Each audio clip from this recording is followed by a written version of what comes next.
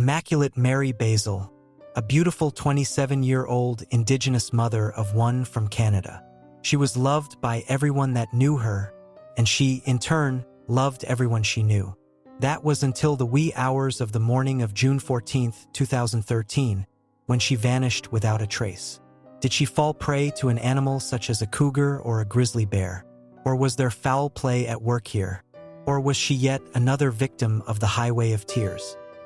This is Night Owl. Welcome back, my law-abiding citizens. I'm Ted, your host, and this is Night Owl. Tonight, we're going to the Telos 10 Nation, which is a part of the Tachi, Koosh, and Zitalanely communities. It's out by Stewart Lake, in British Columbia. It was also the home of Immaculate Mary Basil. And yes, Immaculate is her real first name. I guess she was born on a Roman Catholic holiday, which is called the Feast of Immaculate Conception, which is where they got her name from. But most people just called her Mackie. Anyway, her parents were Samuel Basil and Patricia Joseph, and she had 3 sisters and 3 brothers. Wow, talk about having a full house. But Mackie and 2 of her sisters were actually raised in the foster care system. Ida, one of Mackie's sisters, had said that their experience in the foster care system had caused them to bond. Mackie was part of the Telos Nation, from the Tachi, just a little bit south of the Kuzche Reserve. She was living in Fort St. James, where she earned the reputation of being a hard worker as both a part-time secretary and the teacher's assistant. Wow, this kid was more of a go-getter than I am. Of course, not everything was rainbows and sunshine at this time. In fact, she had just broke up with her long-term live-in boyfriend, who was also the father of her son Jameson. She was a pretty good kid.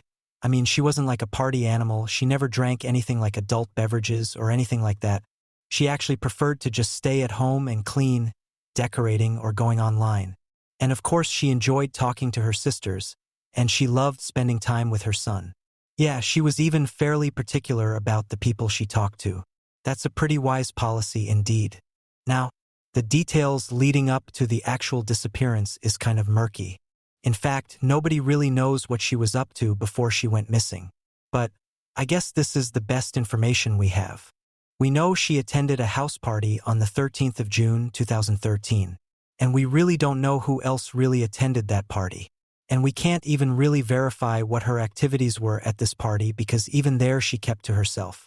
It seemed that not only did she not party that much, but when she did attend a party she was sort of a wallflower. But according to this one woman who claimed to have attended that party named Vanessa Joseph, most of the people there were Mackie's cousins, and the house where this party was being held was about 20 minutes away from Mackie's house.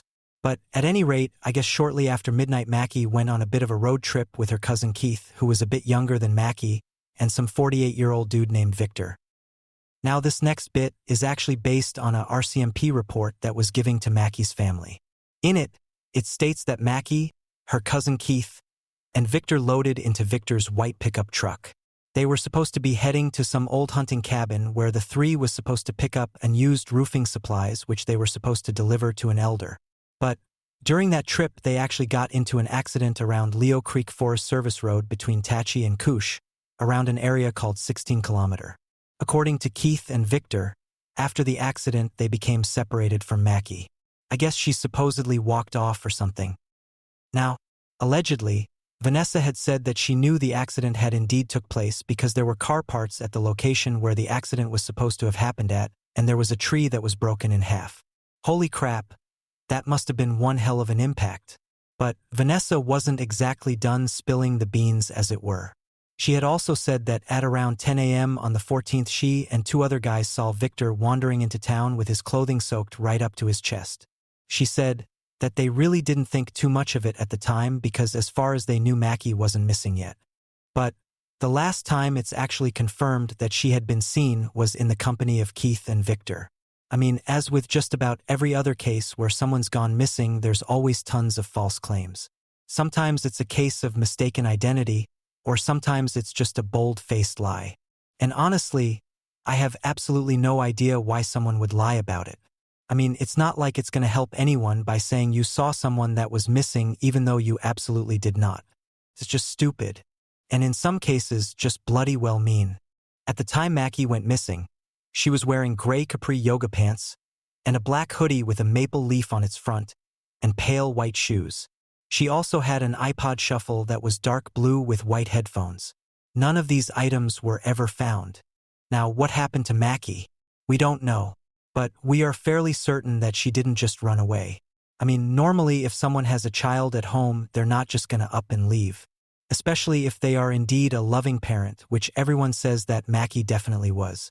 So that pretty much leaves an accident, animal attack, or foul play. The RCMP's search effort started on the 18th of June, which was the day after her family reported that Mackie was missing, and they were assisted by search and rescue organizations as well as locals. They conducted an intensive ground and air search, even employing the use of dogs.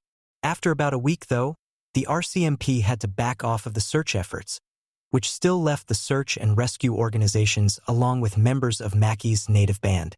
They searched a radius of about 20 kilometers, and still nothing. Now, that wasn't the only thing that the RCMP did. They also conducted tons of interviews, including just about everyone that was in attendance at the party. And of course, they started off with Keith and Victor. I mean, they were the last ones that are confirmed to have seen her. But that's not the only reason that they wanted to talk to those two. Or should I say, they wanted to talk to Victor.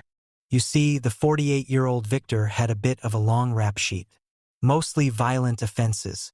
He was also charged with being mean to an ex-girlfriend. Oh hell, he even had a SA charge on his record. Yeah, so he wasn't exactly the nicest of people. But they were both given lie detector tests and even talked to a forensic psychologist, who claimed they didn't find anything particularly suspicious about them. Though I should mention, Mackie's family wasn't too happy with the RCMP. I mean, they probably thought that the RCMP should have assisted with the search a bit longer than they did.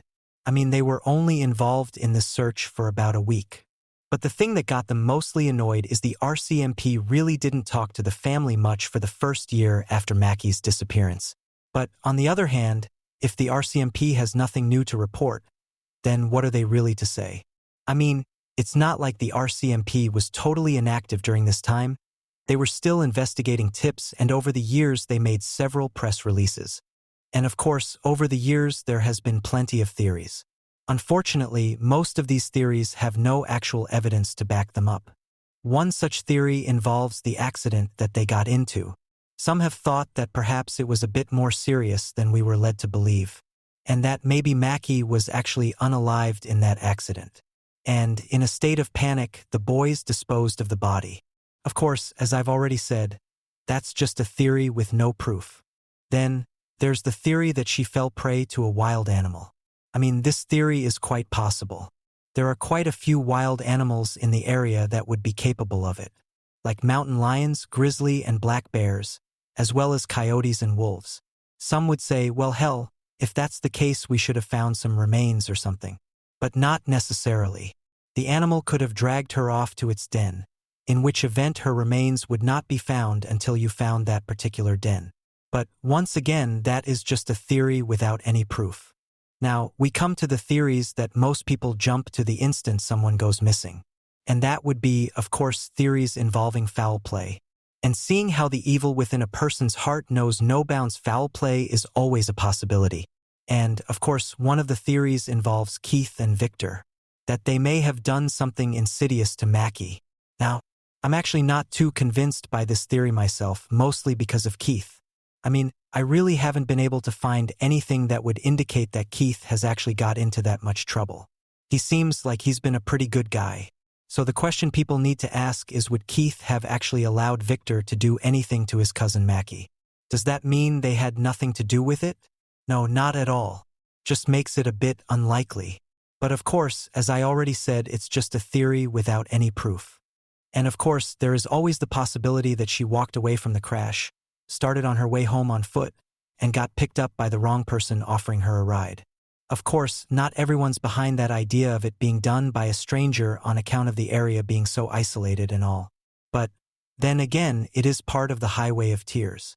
Now, for those of you unfamiliar with the Highway of Tears, well, it's an infamous stretch of Highway 16 between Prince George and Prince Rupert in British Columbia.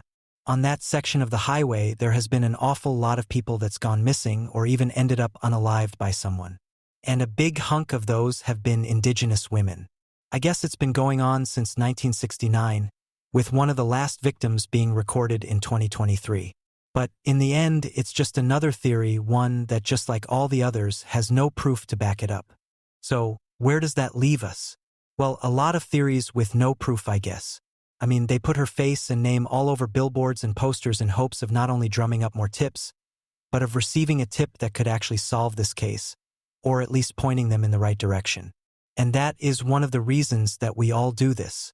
Why we continue to talk about her, and yes, why so many of us continue to make videos about her, so that we can keep her memory fresh in everyone's mind, and maybe someone's memory will suddenly be jogged about something they saw or something they remembered seeing, or maybe just someone's conscience gets the better of them, and they end up giving us that one tip that could actually bring Mackie home in one way or another. And if by chance that someone is you, then please don't keep it to yourself. Call the RCMP in British Columbia at 250-996-8269. Or you can call Crime Stoppers at 1-800-222-TIPS. Remember, the tip you give might take an unsolved case and make it into a solved case. And I think this is where we will end this rather sad case. When Mackie disappeared, siblings lost a sister, a son lost a mother, and the world lost some of its joy. But hey, maybe this video or another video like it might actually help to bring Mackie home in one way or another so that her whole family gets the closure they so desperately need. But tell me what you think. Do you think this case will ever be solved? Or do you think this case will just be an unsolved mystery that we may tell our children about? Tell me what you think in the comments. And tell me what your opinion is on the Highway of Tears. You see, my wife has told me that she thought it would be a great idea if I actually did a video totally dedicated to the Highway of Tears.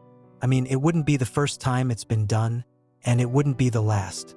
But is that something you might be interested in? Just let me know. And as always, please remember to hit like, subscribe, and to share this video. It really does help me out. Until next time, remember, be you good or be you wicked, everyone deserves justice. Good night.